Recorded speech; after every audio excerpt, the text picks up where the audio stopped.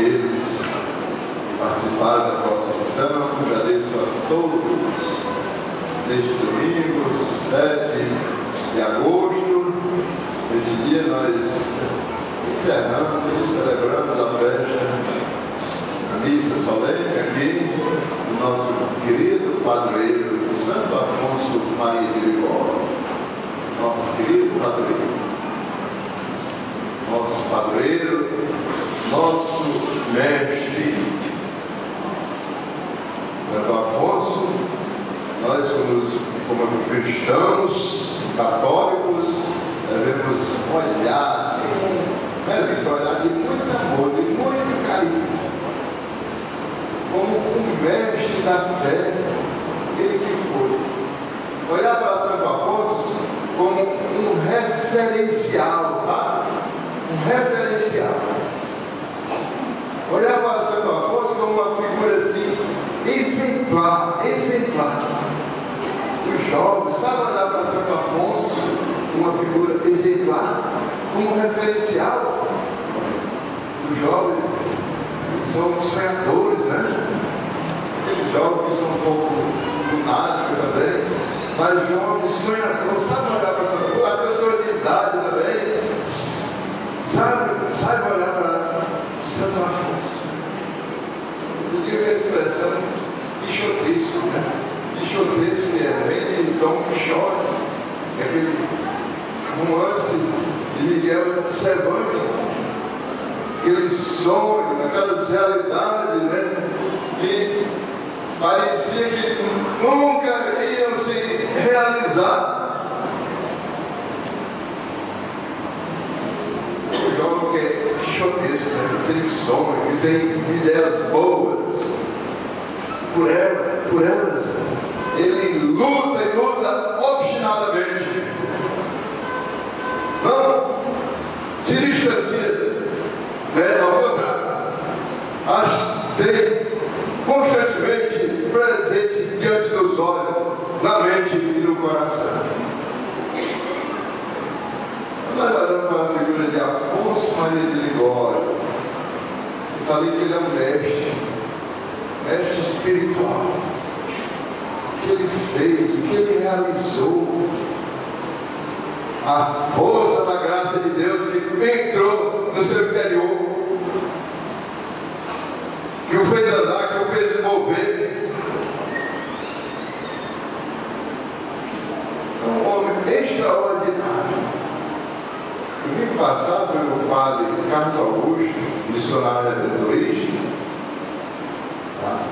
na missa, neste horário, ele dizia, falava de crise, se fala de crise de todos os lados. E ele dizia que a crise maior é a crise de fé. É a crise de fé. É a crise de fé.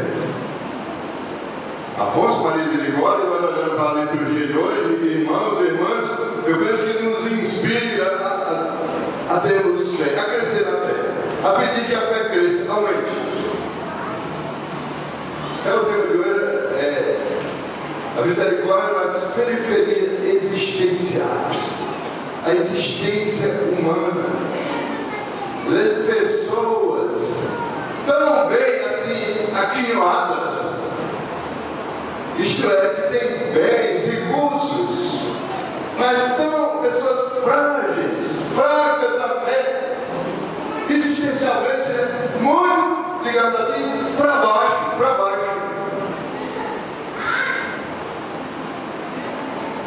Então o Papa Francisco nos fala, ele tem falado muito das periferias existenciais do mundo. Encontrando pessoas tão simples, humildes, mas profundamente marcadas, irmãos e irmãs, pela fé. Quando a gente olha o nosso mundo, a nossa sociedade, né? Quando a gente olha o nosso mundo, o mundo da política, parece que essas pessoas, né? Agora ele tem o destino, no caso aqui do Brasil, das mãos.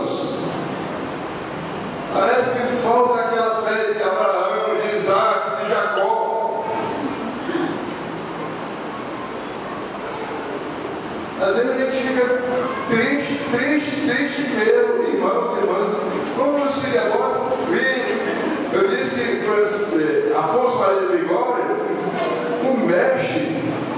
da fé, da espiritualidade, da misericórdia.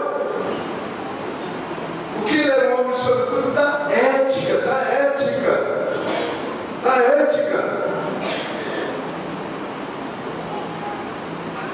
Então, se nós olharmos assim, uma avaliação, a partir da fé, irmãos, podemos ver e constatar que parece que o Brasil agora não tem um rumo, né? Falta, assim, objetivos claros e definidos. Por quê? Porque falta a realidade da ética, de uma fé, de princípios, que esteja, irmãos e irmãs, dentro do projeto de Deus. Então nos faz pensar, nos faz refletir o mundo no qual nós estamos inseridos, irmãos e irmãs. Hoje eu escutei que o nosso presidente interino é envolvido aí só recebeu 10 milhões da Odebrecht. O ministro das Relações Exteriores recebeu 31 milhões da Odebrecht. Vira notícia agora, tá? Outro também recebeu, aquele Anastasia, que é o relator do processo ativo, recebeu 30 milhões da Odebrecht. Está saindo essas coisas agora. Meu Deus. Como é que esses mesmos povo fala de ética, de moral? Se é que é verdade. Queira Deus que não sei. Mas nós estamos, irmãos e irmãs, mergulhados no mundo que é, na verdade, parece que não tem rumo, não tem rumo. E hoje lá nós temos uma figura de Afonso Maria de Ligório, homem que nasceu em 1696, lá perto de Nápoles, na Itália, ficou advogado muito novo, quase menino, advogou por 10 anos, por aí, 8 anos, depois foi estudar para ser padre, não tinha nem 20 anos quando era advogado, e aos 30 ficou padre, em 1726. E o lema dele, sabe qual era? Para evangelizar, me enviaste. O Senhor me escolheu para anunciar o Evangelho, anunciar a boa nova da salvação. Exatamente para entrar nas periferias existenciais, aquelas pessoas que não tinham recebido a semente, sabe, a semente da boa nova, do Evangelho da salvação. E ele, no tempo dele, não era fácil, sabe? Aí ele teve a ideia de fundar os missionários redentoristas. Ele sabe quando ele fundou os missionários redentoristas? Ele tinha 36 anos. Foi 1732. É bom colocar essas datas. Se você não quiser, eu não cito também. Eu não cito data, não, que é chato. Foi em 1732 ele fundou os missionários redentoristas. Eu gostei, o padre Carlos Augusto falou sobre missionário redentorista. O missionário é aquele que vai, que anuncia. Então Helder Câmara, o que ele dizia da missão? Missão é partir, missão é quebrar a crosta do egoísmo, missão é parar de ficar girando em torno de si mesmo, missão é ir longe, se possível, atravessar mares, se possível também voar bem alto, que hoje o missionário tem que voar, não é? E bem longe, em terras longínquas, mas sobretudo dizer, missão é partir, é viver a sua fé, é viver o seu batismo, é colocar para bem longe, para bem distante, irmãos e irmãs, tudo aquilo que impede de viver a graça de Deus.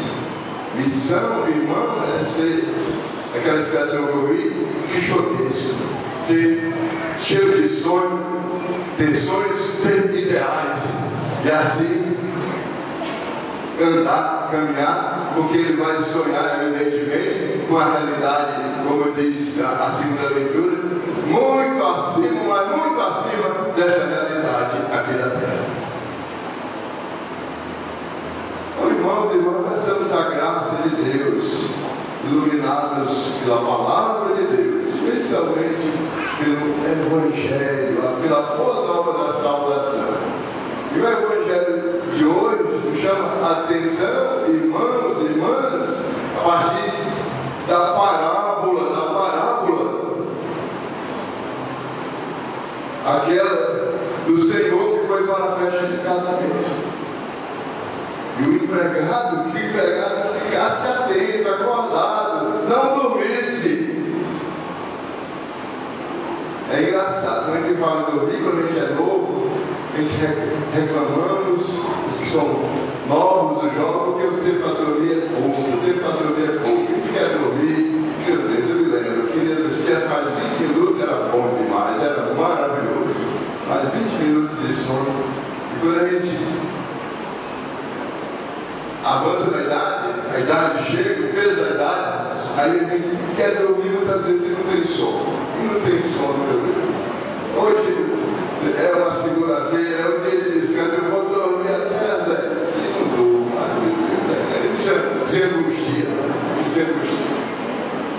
Então o Evangelho fala daqueles empregados, que eles não durmam, fiquem acordados para que quando o Senhor chegar, Ele abrir a porta.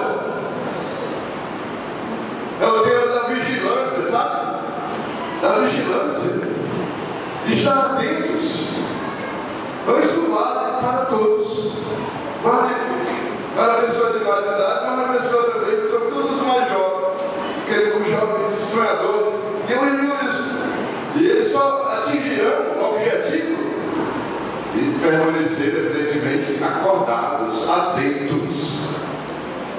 É isso que Deus, nosso Senhor, quer de nós, queridos irmãos, queridas irmãs. Peço perdão, peço desculpas, eu procurei um pouquinho desse mundo da política, mas é a realidade nossa, a realidade desse meio, ela precisa ser iluminada. Nós precisamos olhar para o mundo, para a realidade, irmãos e irmãs, a partir do Evangelho, da boa nova da salvação, mas olhar com um olhar crítico. E o Evangelho, ele é o quê? Ele é consequente, né? Ele é consequente. Eu levo a pensar nas realidades que vão além desta, evidentemente, e sonhar com elas, e por elas fazer de tudo mesmo, para experimentar aqui na Terra, sem ser aquele jovem lunático, olha só para o céu e se esquece da terra. O reino de Deus, nós já o experimentamos aqui. Como que fez Santo Afonso? É uma luta constante, permanente. Afonso Maria de Ligório ficou bispo já com bastante idade, tinha perto de 70 anos quando ficou bispo. Ele já tinha mais de 50 quando ele compôs aquela canção natalina. Deixou uma marca profunda, sobretudo na Europa, na Itália. Tu sempre dá mistério. E as nossas crianças já estão crescendo, as crianças irão cantar na nossa celebração no momento apropriado, irão cantar, irão nos blindar, nos blindar com aquela canção italiana de Afonso Maria de Ligório, nosso querido patrão. Que faça Santo Afonso seja um orgulho de todos nós, e vós, queridos irmãos, queridas irmãs, meu também. Creio em Deus Pai.